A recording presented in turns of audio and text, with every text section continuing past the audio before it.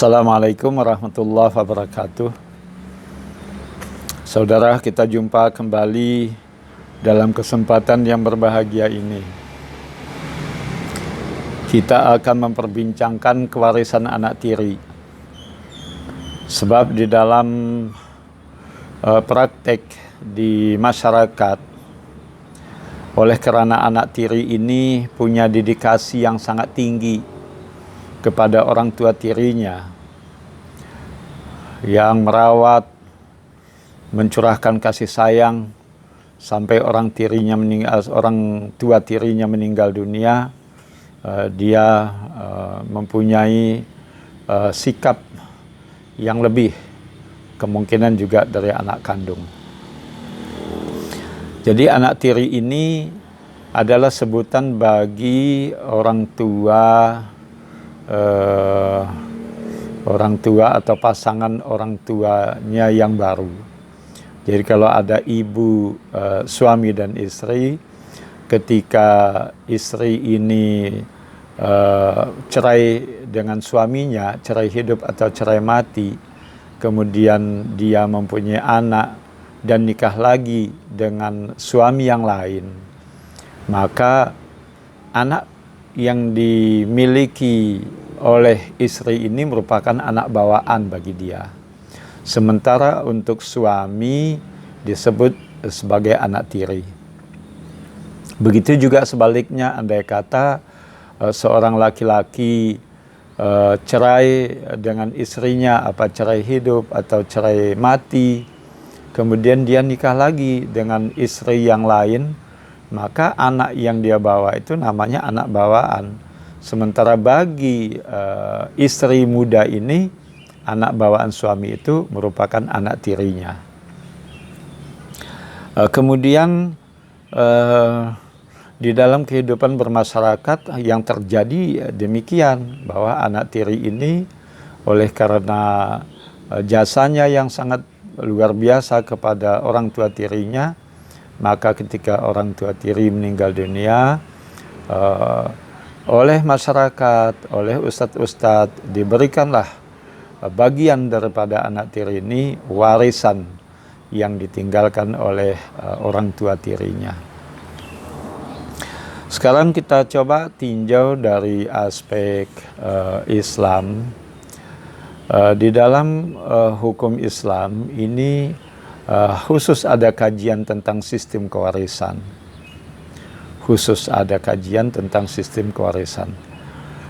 Di dalam sistem kewarisan Islam, seseorang baru saling mewaris apabila ada hubungan kekerabatan melalui pertalian darah.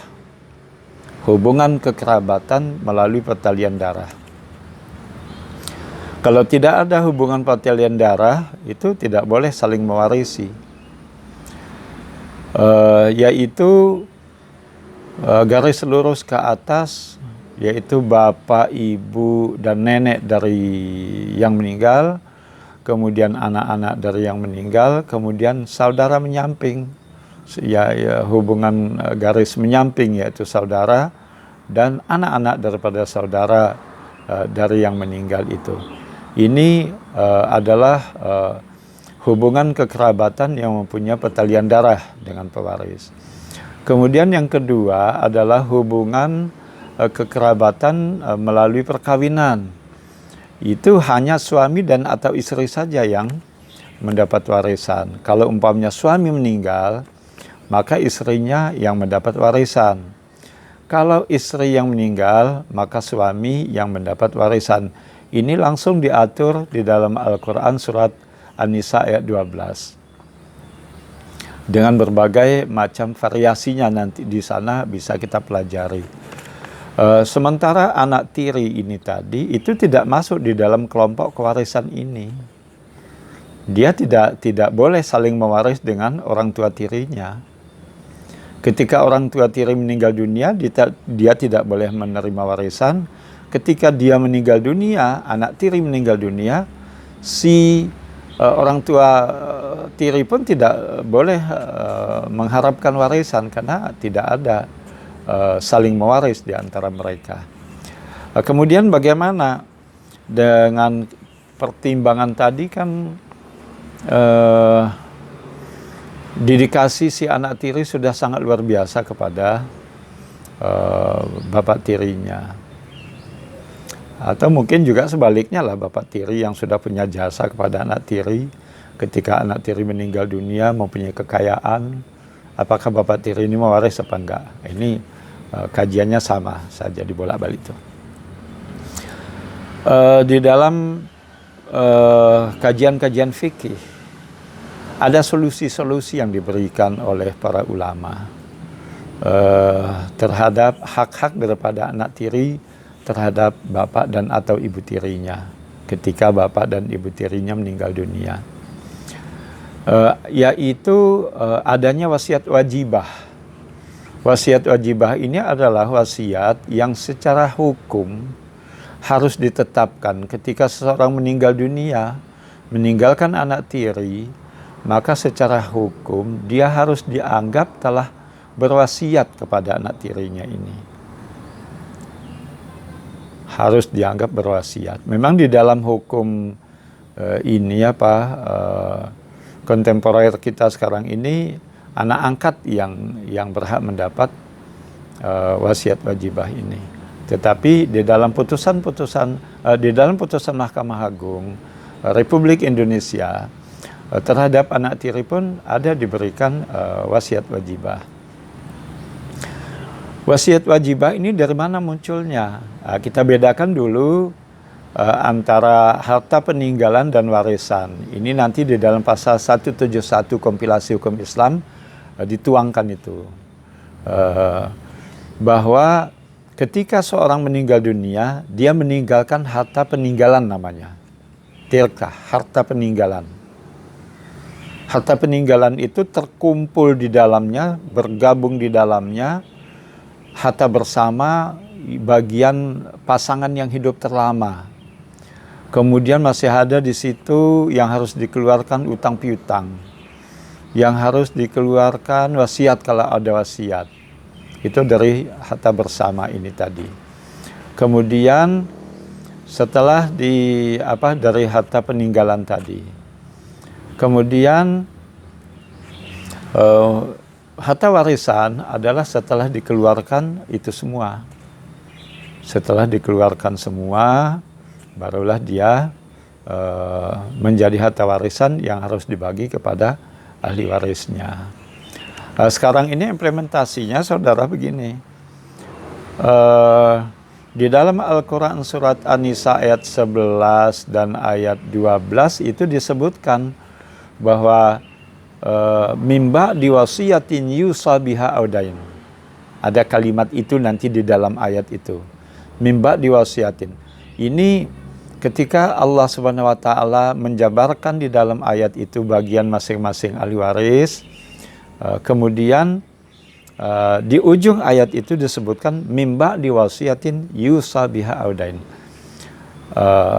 Pembagian-pembagian ahli waris itu dilaksanakan setelah ditunaikan wasiat dan atau utang-utang pewaris apabila ada. Nah, jadi kita tangkap di situ mimba diwasiatin. Jadi tunaikan dulu wasiat. Wasiatnya berapa? Tunaikan dulu. Dari sinilah para ulama menetapkan bahwa terhadap anak-anak angkat maupun anak tiri ini bisa diambil dari teks ayat ini tadi, mimba diwasiatin ini tadi. Jadi sebelum warisan dibagi, wasiat dulu tunaikan. Namanya wasiat wajibah. Sepertiga maksimal. Ini dalam kompilasi hukum Islam pun ditetapkan maksimal sepertiga dari harta peninggalan si pewaris ini boleh diberikan kepada anak angkat atau anak tiri. Jadi keluarkan dulu harta bersama dengan istri Kalau umpamanya uang ada 100 juta, maka 50 juta serahkan kepada istri atau pasangan yang hidup terlama. Sisanya itu ini masih masih ada di dalamnya itu wasiat wasiat, masih ada di dalamnya utang-utang si pewaris. Jadi dikeluarkan wasiat, dikeluarkan utang-utang, baru kemudian dibagi kepada ahli waris yang berhak menerimanya. Ini solusi-solusi yang diberikan oleh hukum Islam kepada anak tiri, dan suatu saat nanti kita akan bicarakan juga dengan anak angkat yang memang sudah diatur ketentuannya di dalam kompilasi hukum Islam di Indonesia. Sehingga kita harapkan penerapan daripada pembagian harta warisan ini tidak menyimpang daripada ketentuan-ketentuan yang sudah digariskan oleh Allah dan Rasulullah SAW. Jadi tepat sasaran. Yang selama ini memang ada yang bertanya dan banyak yang bertanya kepada kami juga tentang bagaimana sebenarnya hak-hak daripada anak tiri ini terhadap harta peninggalan daripada orang tua tirinya. Inilah saudara sekalian kajian singkat kita tentang kedudukan anak tiri di dalam tentang harta peninggalan dan kewarisan dan harta warisan daripada bapak tirinya. Mudah-mudahan bermanfaat.